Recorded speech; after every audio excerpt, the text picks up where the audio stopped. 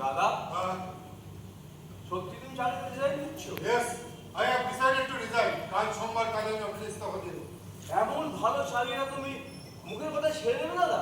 সাহেব কোম্পানির চাকরি এখন না 150 টাকা পাচ্ছ, 2 বছর বাদে হয়তো 500 টাকা মাইনেতে ফার্মের বড়বাবু হয়ে যাবে। হয়তো হবে অর্জুন, কিন্তু সমস্ত মন প্রাণ দিয়ে থিয়েটার করলে 10 বছর থিয়েটার অনেক বেশি উন্নতি হবে। থিয়েটারের উন্নতি হলে তোমার কি লাভ? দেশের লাভই কি আমার লাভ?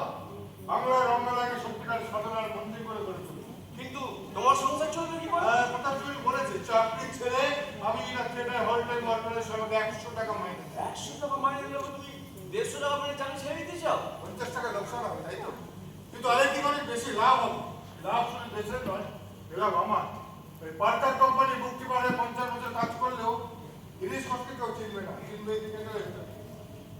কিন্তু তোমার এই থিয়েটার করে নিজে কি সর্বনাশ করেছো তুমি বুঝতে পারছো না। এখন নিষ্ঠাবান ব্রাহ্মণ পণ্ডিতেরা তোমার নাম শুনলে কানে গঙ্গা জল দেয়।